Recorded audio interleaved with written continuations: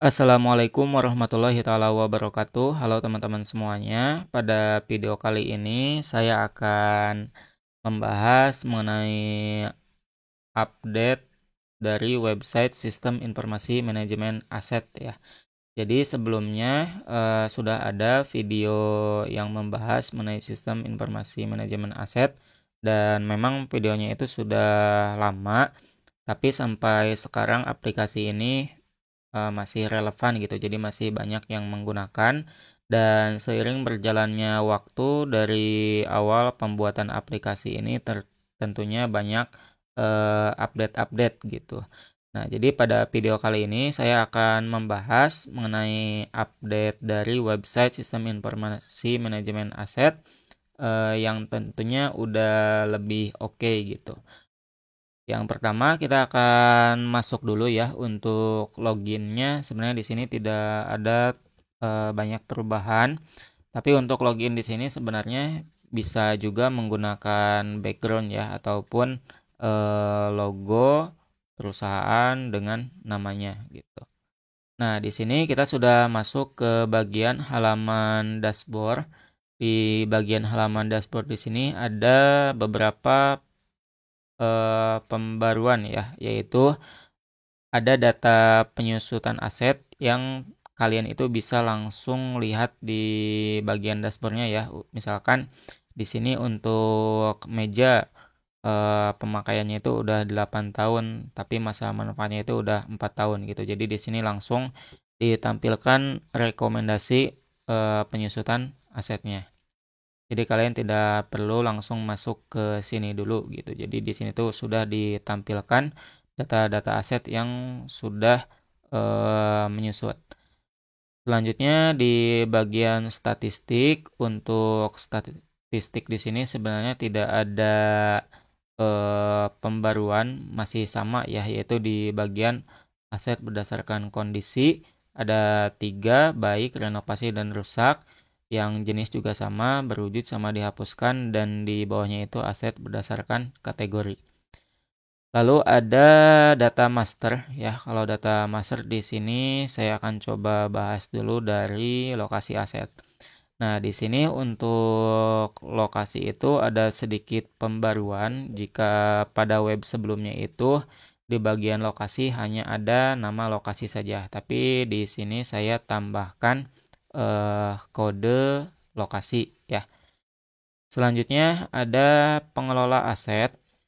Pengelola aset di sini dibagi menjadi dua kolom ya, yaitu ada kode pengguna sama nama penggunanya.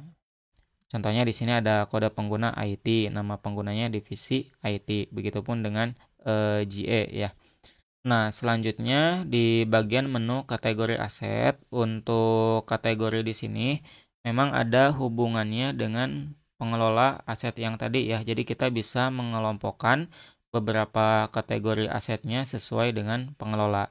Jadi ketika ditambah itu akan memilih pengelolanya itu sebagai apa. Contohnya di sini IT atau GE ya. Dan di sini untuk kode kategorinya itu udah langsung otomatis keisi ya.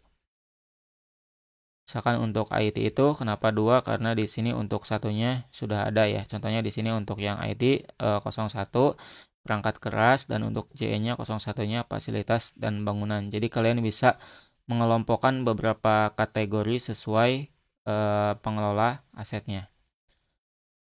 Nah, jika di website sebelumnya itu bagian pengelola memang tidak ada ya. Berikutnya di bagian menu barang. Nah, di bagian menu barang di sini ketika bagian tambah data itu ada dua pilihan, ada tambah data sama import data ya. Jadi kalau misalkan tambah data ini penambahan data secara manual.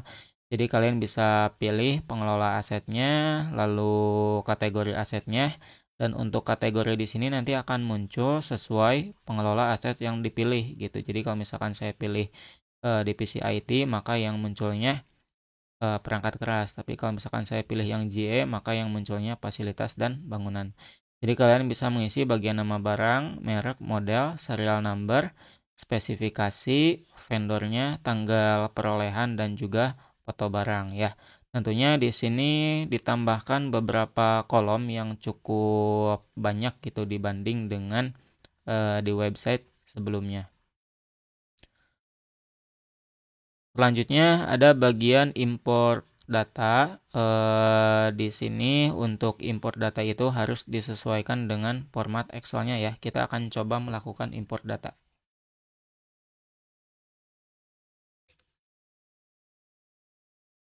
Nah, di sini adalah format halaman Excel-nya. Itu yang pertama yang harus kalian isi itu bagian ID kategorinya ya. Nah, di sini kalian bisa lihat bagian ID kategorinya, misalnya 1 itu untuk kode pengelolanya IT, begitupun dengan 2 ya. Lalu untuk nama barangnya, misalkan di sini saya ganti namanya menjadi keyboard contohnya ya. Lalu untuk ini misalkan kursi, mereknya saya ubah misalkan jadi Logitech. Untuk kursi juga misalkan Fantech. Untuk modelnya di sini kalian bisa sesuaikan ya dengan barangnya. Lalu ada serial numbernya, di sini kalian bisa isi. Ini saya isi asal aja ya.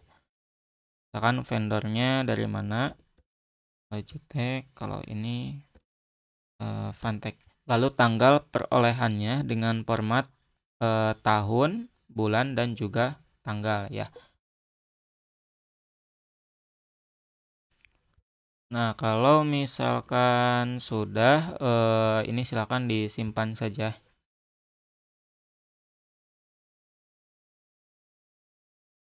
Lalu kita akan pilih filenya. Setelah itu masuk ke bagian preview ya. Jadi sebelum diimport nanti akan ditampilkan preview datanya terlebih dahulu. Kalau sudah sesuai tinggal diklik import saja. Nah, nanti akan masuk datanya itu ke bagian sini ya. Kalian bisa lihat ini tadi yang saya input itu ada keyboard dan juga kursi. Nah, dengan melakukan import data via Excel itu lebih mudah ya ketika ada penginputan datanya dalam jumlah banyak. Setelah itu di sini ada bagian filter untuk pengelola dan juga kategorinya ya. Setelah itu di sini kalian juga bisa mengekspor datanya ke Excel gitu. Ini kalau misalkan dilihat bagian detailnya juga bisa. Lalu untuk editnya apabila terjadi perubahan data ya. Nah, itu untuk bagian barang. Selanjutnya untuk user di sini ditambah 2 role ya sesuai pengelola aset yang tadi.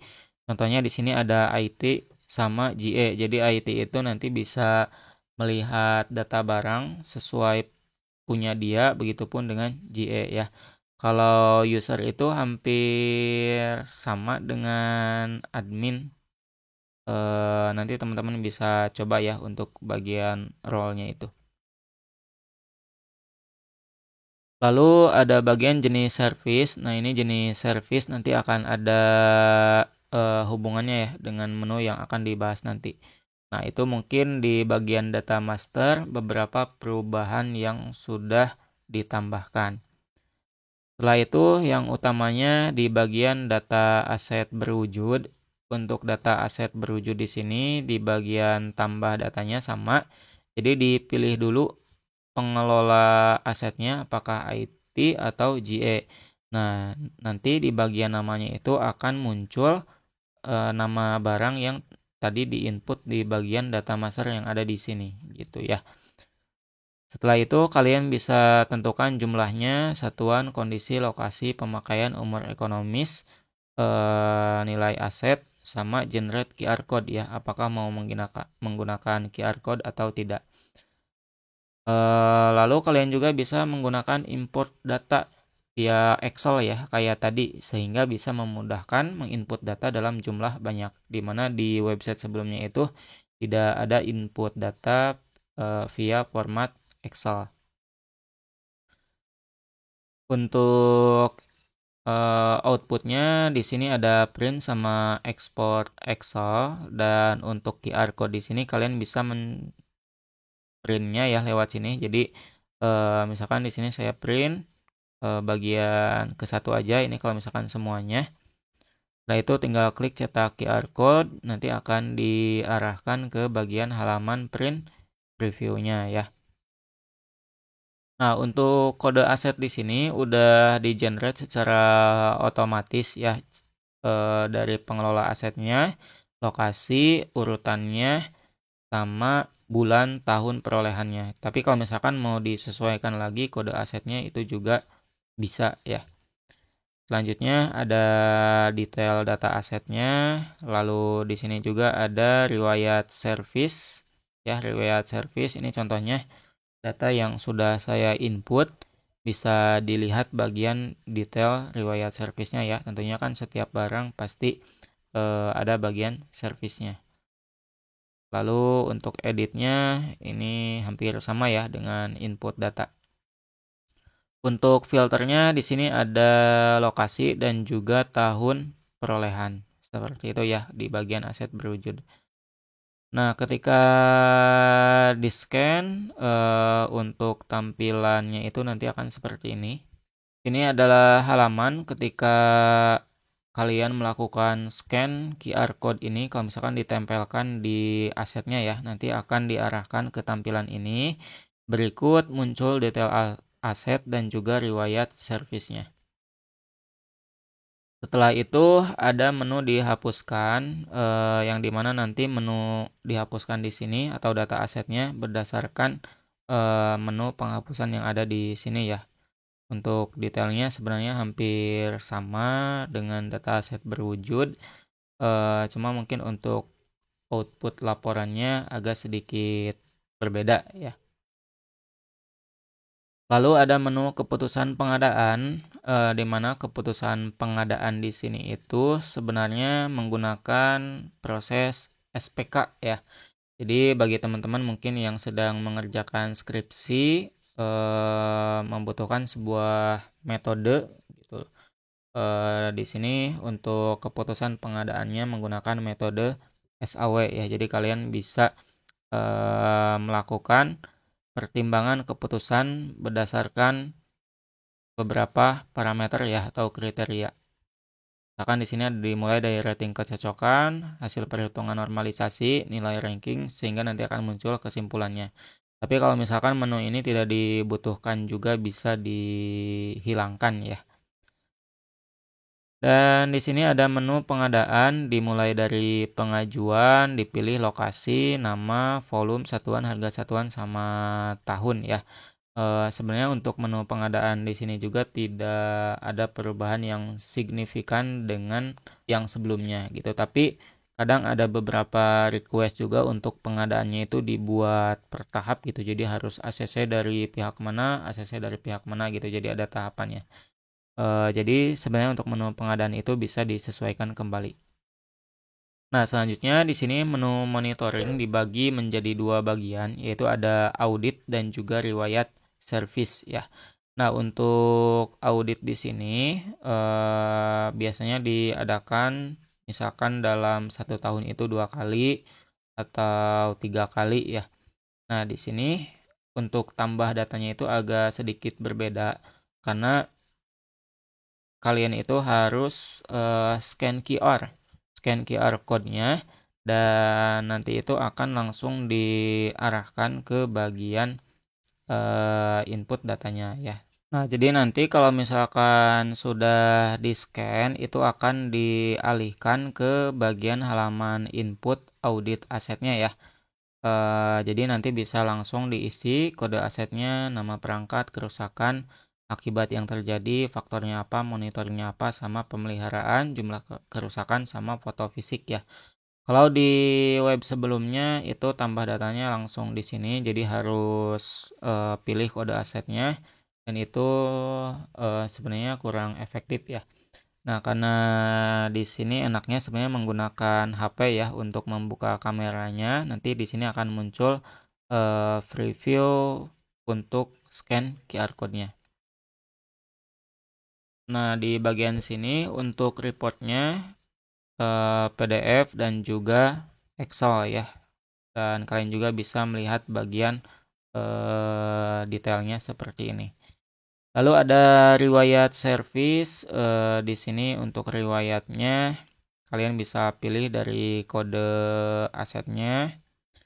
Nanti akan muncul nama perangkatnya secara otomatis, lalu diisi tanggal servis, jenis servisnya. Nah, jenis servis itu yang diambil dari data master yang ada di sini ya.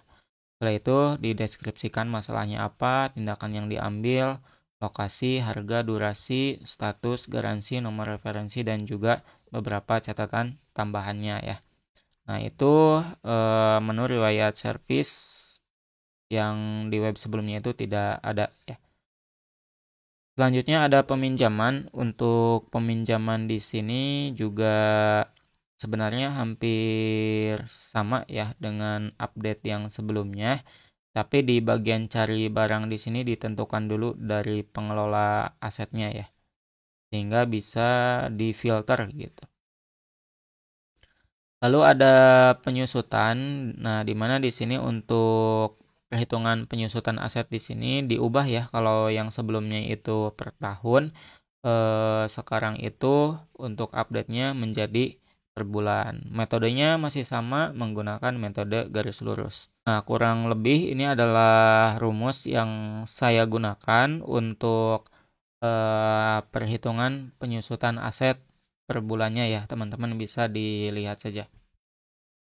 Selanjutnya di menu penghapusan di sini kalian bisa pilih dulu dari kode asetnya, jumlahnya berapa, faktor penyebabnya apa, tanggal penghapusannya.